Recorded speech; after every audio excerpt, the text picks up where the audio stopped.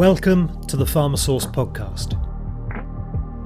Today we're at Kindeva's brand new MDI Hub and UK headquarters at Charnwood Campus in Loughborough. This facility is being positioned as a centre for innovation in sustainable inhalation therapies and marks a significant UK investment. So I'm joined by Milton Boyer, CEO of Kindeva, for a strategy teardown of Kindeva's plans for growth and his perspective on industry trends. Milton, thank you for welcoming me to this facility. It's been great to be shown around. Before we jump in, can you briefly introduce yourself and your background? Sure. I'm Milton Boyer, the CEO of Kindeva. I've been in pharmaceutical manufacturing as a contract manufacturer for almost 30 years. I spent the first half of my career in drug substances or APIs, and the last half has been in drug product, mostly in sterile drug product. And almost 5 years ago, started on this journey that became Kindeva for a multi-platform drug delivery, drug product combination CDMO. Interesting. And so for those less familiar, what is your elevator pitch for Kindeva? What's your niche in the CDMO space that customers value? How would you describe the scale of your organisation across the US and the UK?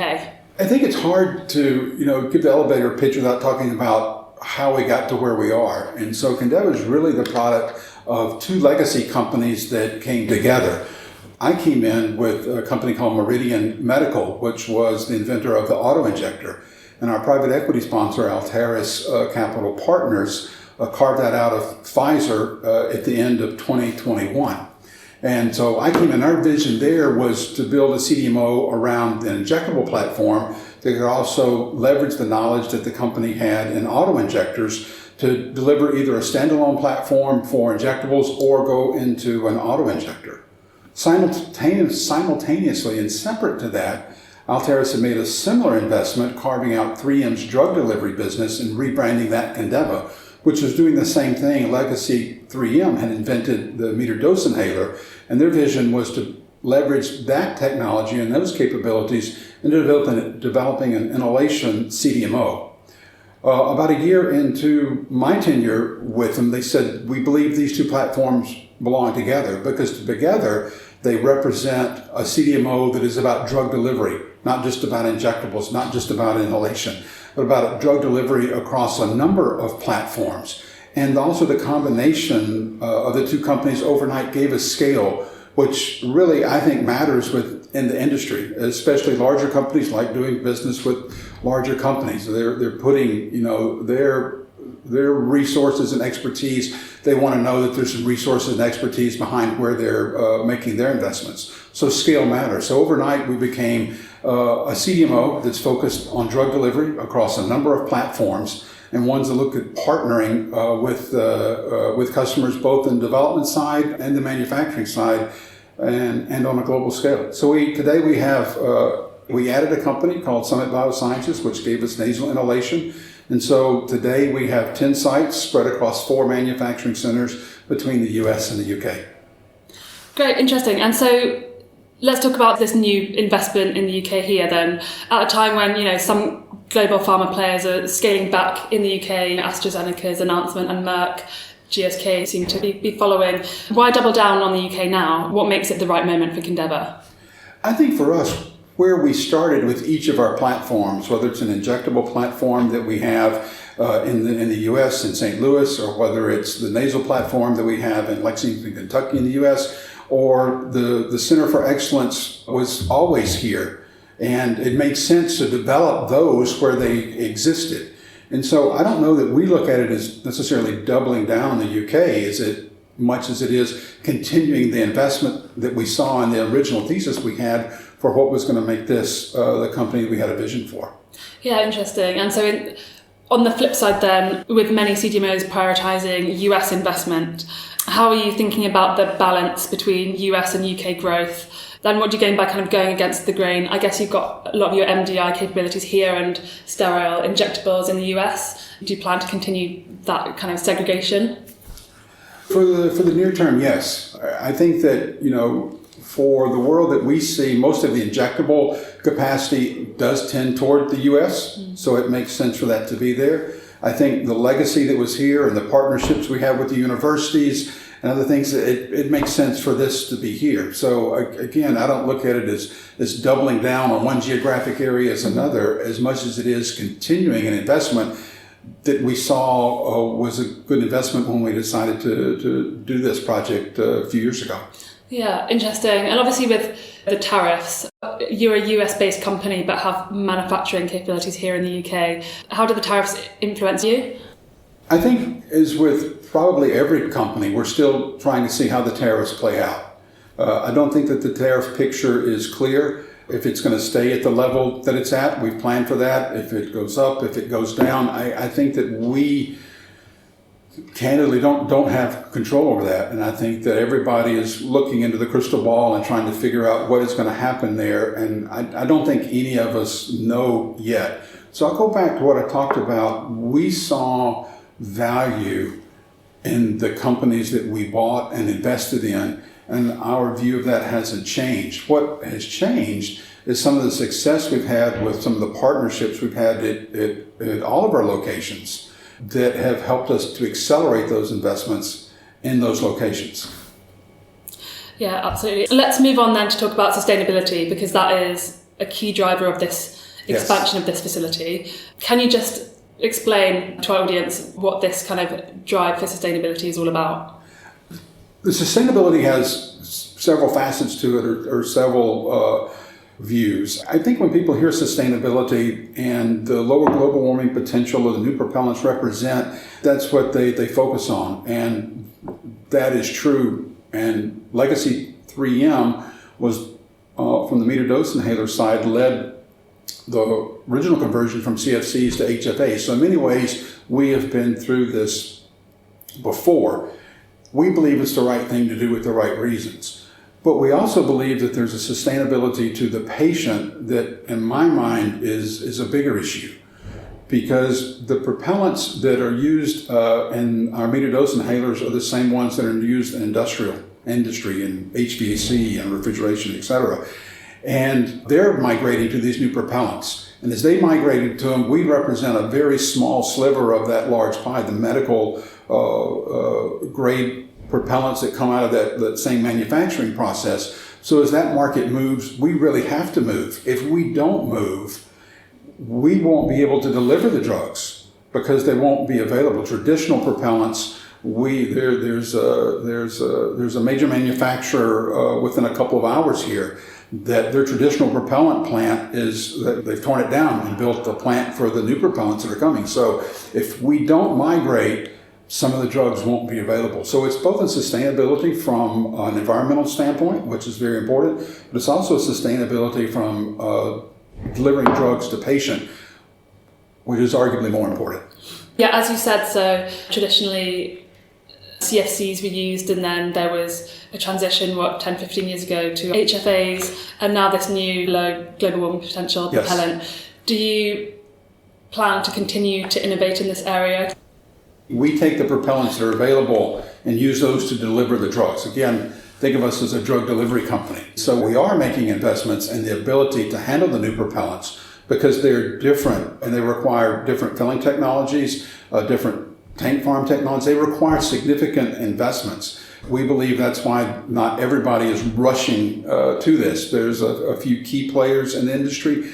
We're proud to be one of those. But the investment that's required to move to this is what I think is making us a leader here. And so when we think about innovating, yes, we're innovating with the new propellants. Yeah, interesting. So you say you're a leader in this space. Do you think this sustainability angle that you're working towards, is that something that gives you a competitive edge over your competitors?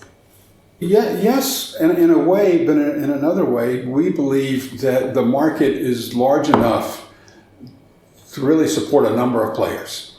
And so, there's been some very large companies like GSK and AstraZeneca announced that they are, moving in this direction, and a couple of smaller players along with us. But it's a small enough group that, candidly, I don't think are going to be able to handle the whole market.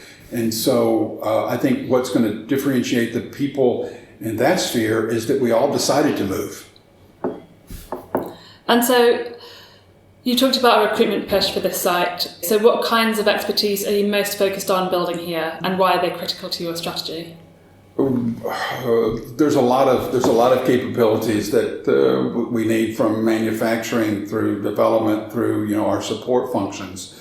But we really need to develop the next generation of scientists in this. We had open house and the tours today, and we had people saying, I've been here 30 years. I started my career with the first transition. I'm going to end my career with this latest transition. And we need people to absorb that knowledge and to replace us. We need the next generation of scientists, but we also need support functions that understand, we're in a new world from a computing standpoint, and how we make decisions and how we communicate. And then always we need a base manufacturing pool that's never going to go away. And so when I think about our talent needs, and one of the reasons we've been adding more recruiting people here, is that we need these across a very wide array of skill sets and backgrounds. So it's really hard to narrow in what is the specific thing that we're looking for, except I would say we're looking for people that are open to innovation in all their areas, independent of where it is. So drawing on your own expertise and background then, obviously you've had multiple leadership roles in this space. What lessons are you applying now in guiding Kindeva's strategy through such a kind of complex market? I think that to the extent that the leadership team can take something that is complex and make it simple, like, why are we doing this? We're doing this, fundamentally so we can deliver drugs to patients, vital drugs to patients. So making this a mission, making this something that people can attach to with a meaning, I think is the first thing. It's hard to rally people when you're not rallying them to something. And so I think all the things that we've been talking about is something that's easy to rally people to. And so I think that for me, if there's one thing that I've learned, it's how can you take something that's very complex, distill it down into a mission that everyone can understand. Yeah, really, really interesting sentiment there. So then stepping back from Kindeva for a moment, where do you see the outsourcing and drug delivery industry in general heading over the next sort of 5 to 10 years? What takeaways would you share with sponsors trying to kind of navigate this landscape? I don't know if we have time for all of that. I think that I've always been very bullish on this. I think that the trends for some time now has been for more and more outsourcing for a number of reasons, whether it's a pressure on innovator companies to turn around quicker, and so instead of focusing on early stage, they look for things to buy, and then they look for partners to make them.